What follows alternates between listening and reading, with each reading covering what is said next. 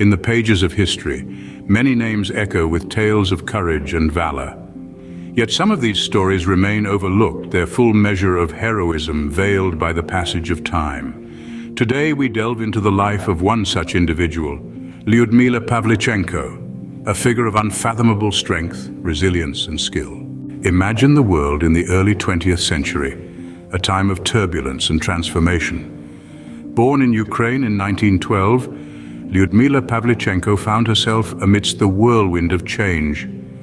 Yet even as a child, she refused to be swept away by the tide of expectations. She challenged gender norms, engaging in activities typically reserved for boys. She joined a shooting club in Kiev, where she developed into an amateur sharpshooter. Her early knack for shooting and her competitive spirit set the stage for what was to come.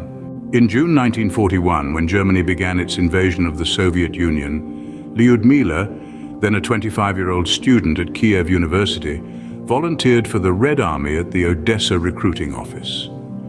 Despite being initially pushed to become a nurse, she insisted on joining the infantry. Eventually, she was accepted as a sniper into the Red Army's 25th Rifle Division, becoming one of only 2,000 female snipers. Although she was assigned a combat role, she was issued with just a fragmentation grenade due to weapons shortages. On August 8, 1941, Lyudmila's fate changed when she obtained a rifle from a fallen comrade during the siege of Odessa. This marked her beginning as an official sniper, and she quickly proved herself by killing her first two enemies.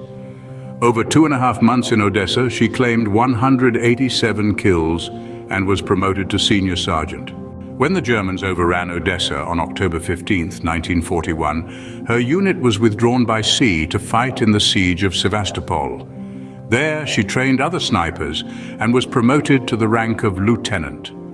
During the siege, she was credited with killing over 100 more enemy soldiers. In June 1942, Pavlichenko was hit in the face with shrapnel from a mortar shell.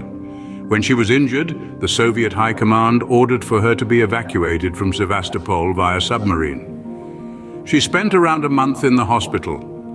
Once she had recovered from her injuries, instead of being sent back to the front, she became a propagandist for the Red Army, where she was nicknamed Lady Death.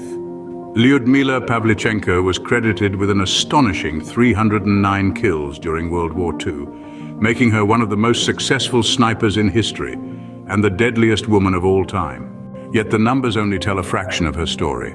Each pull of the trigger, each exhale held, each heartbeat silenced, was a testament to her courage, dedication, and unwavering resolve.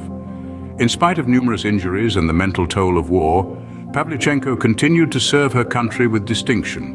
In 1942, Lyudmila was sent to Canada and the United States for a publicity visit as part of the Soviet Union's attempts to convince the other allies of World War II to open a second front against Germany. She met with President Franklin D. Roosevelt and First Lady Eleanor Roosevelt, becoming the first Soviet citizen to be received by a U.S. president. Pavlichenko never returned to combat, instead becoming an instructor and training snipers until the war's end. In 1943, she was awarded the Gold Star of the Hero of the Soviet Union, as well as the Order of Lenin twice.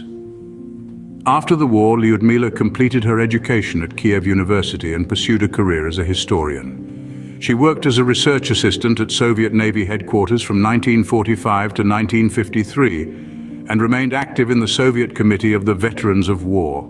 Despite her accolades and contributions, Lyudmila battled depression, post-traumatic stress disorder, and alcoholism. She passed away at the age of 58 on October 10, 1974, succumbing to a stroke. Her legacy lives on, remembered for her courage on the battlefield, her advocacy for the Soviet cause, and her groundbreaking role as a female sniper in a male-dominated domain. Lyudmila Pavlichenko's story is a testament to the power of the human spirit, a testament to the belief that we are not defined by our circumstances, but by our actions and our resolve to rise above them. As we navigate through our own battles, may we carry her spirit within us, the spirit of tenacity and courage and unwavering resolve.